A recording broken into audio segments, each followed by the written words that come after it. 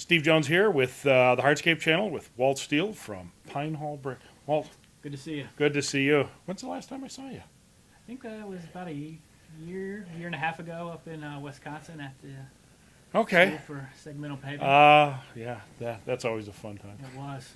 It was. So- Still got the calluses on my hands. From Oh, you from do? that Well, adventure, yeah. you show them to people then? I do. So, tell me, what's going on with the brick industry? The brick industry is moving right along. Finally, it seems like in the last couple months we've had an uptick in the paver end of business, and which is good. We don't know if it was just weather related, but everything seemed to be a little bit slower this year. And we were beginning to get worried, and then it seemed like in July and August it finally broke free, and we were able to breathe a little bit easier. Well, I know Ted does his trending on sales and stuff, and it probably wasn't looking real good. Yeah, the trend was down, so we were getting a little worried, but then the trend turned around. So Well, that's good, because if a trend goes down too long, you got to start looking to cut, and that's never a fun thing. that's true. So yeah, we were wondering if we were going to start up the second kiln for a while, and then we finally made the decision to do it, and it was just in the nick of time because we were scrambling there for a few weeks. Scrambling's okay. That Yeah. means it's good. So, I know that when you don't, when things, for 5 years it's been trending down. Period for us. So this year we've had a little bit up, and consistently up throughout the year. So we're hopeful that the economy. Well, we know it's not strong. I mean, but and thank God for this. There's no Syrian war. that's true. Yeah. Not yet, anyway. So Thank God. it'll be avoided. Yeah, thank God the better chess players won that one. Correct. So, I'm hopeful. If the world and the industry can stay out of trouble, that we might be able to do pretty good next year. Yeah, that's what we're hoping for, a slight uptick across the board next year. It'd be great if we could get a big uptick, but it's hard to count on something like that. Boy, oh it boy. would be lovely. Then I'm going to have to pour you some bourbon if you're going to keep thinking that way. It's only unthinkable if you don't think it. Well, there you go. Now that's an inspirational thought. It is. Going to share that with our industry. So, are there any specific parts of your product stuff that it seems to be that there's been a focus on? Seems the basics has just still been pretty. The Pathway full range, just the red and the flash is continuing to be the big seller. But we've seen a lot of trends going towards more of the browns, I think. Really? Yeah, we've had a lot of sales, and part of it could Brown? be For paving? brown flash. Yeah, a lot of it could be that Boral had a color called Savannah Brown that was pretty popular, and now that they haven't been making pavers for the last 2 years, Okay. could be some of that volume I gotcha. moving over to us. But we've always had a brown. It's always been, a segment of our sales, but it seems like this year that's been popular. But earth tones and things like that seem to be in. So if it would be one thing I'd say that has grown a lot, it's been our brown and brown flash. We call it cocoa. I've got one story from installing. One of my first years in business, I had this guy in the computer business and had a fair amount of money, and so he had this brown house. I mean, it was brown. Everything was brown. And he goes, "Yeah, I'd like to get some pavers to match it." And I go, No, we have to get some contrast. You got to liven this thing up. You got brown everywhere. If you add the driveway in brown, we're going to have a disaster. Yeah. And I finally talked him into it. So I ordered. I forget, it was a mixed blend. It was a concrete paver. They shipped the wrong stuff. You know what showed up? Brown. Matched the house exactly. Yeah. Then I had to go back and said, "You know what? I think you had a really good idea."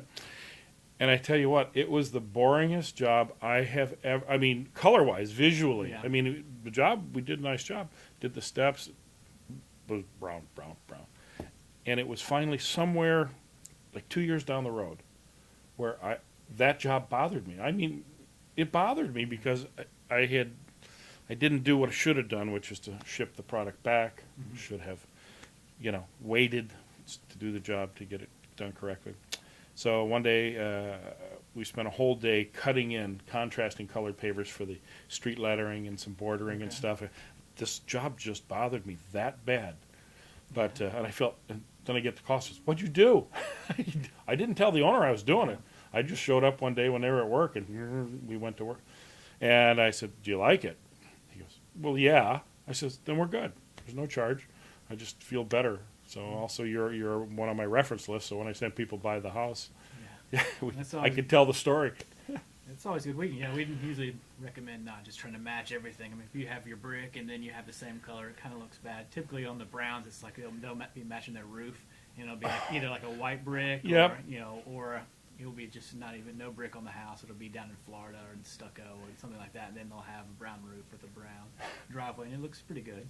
Yeah, but you got to have some contrasts Yeah, there. exactly, Yeah, yeah. overwhelming browns no, or you tans or whatever. You know, like it's too much. Correct. Yeah. And today, I see there. For a while in our industry, hardscaping industry, there was people that were getting a little more excited about colors, not just shapes. I mean, shapes are shapes; it's not a big deal, but color and patterning and stuff. But that's now seemed to have gone away. Now we're back to more the grays, the blacks, the red flash blends in the clay brick and stuff. And I don't know.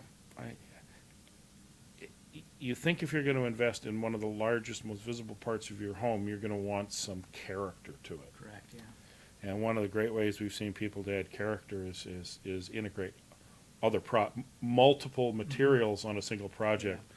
Even if you put a clay edge on a concrete paver, the texture change, the color change is tremendous. Adding natural stone flags in the middle of the pavement.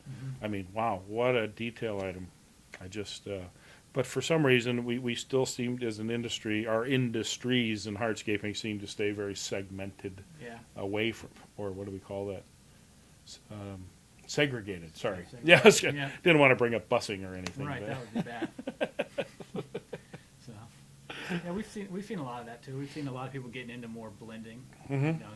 Sometimes as many as 3 colors of our pavers coming together to make one massive blend, so it gives it a lot of unique look, and it's not something that their neighbor will have, so it's unique to them. And then we've seen some people that have mixed in some stone and flagstone, and it's created a unique project that I think works really well in the residential. In the commercial, it kind of just seems everybody just wants to go with red flash, and they just kind of stick with what's worked, or what I guess they're matching existing stuff that's been down for years, or trying to give a 1800s-esque, early 1900s look. And we're back in colonial days. Yeah, colonial days. What used to be there. So, I think that's why that product will always be popular. Yeah, the classic colors in the shape, clay brick, has always been a great.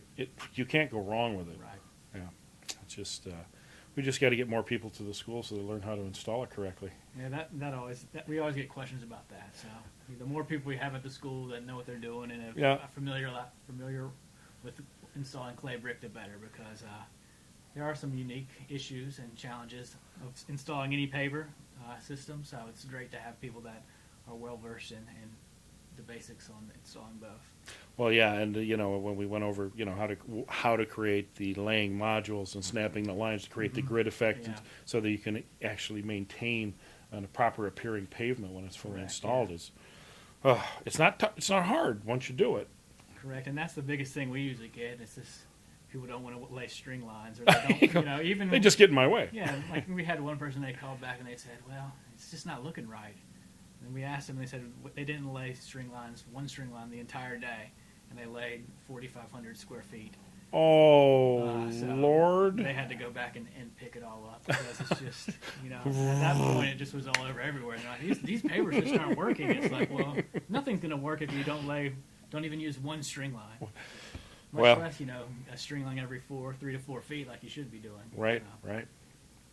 Well, being here want to thank you for being here at the ICPI summer meeting here in Pittsburgh, in wonderful, hot, sweaty Pittsburgh, Pennsylvania. It was hot yesterday. I was like, I thought it was going to be a little bit of a respite from the North Carolina heat, but I feel like all I did was go to a hotter climate. It changed. It chased me all the way here from Minnesota as we were driving here. Drove from Minnesota to our Wisconsin place. Then the next day drove here, and each time it followed me.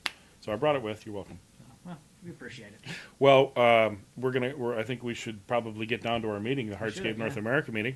So, Walt, thanks. It was a pleasure. Yeah. Great. We'll talk to you again soon. Sounds and good. Are you going to be down in Louisville at Hardscape? For sure. Ah, fabulous. Well, we always have our booth down there, so cool. We'll be there. Maybe another interview.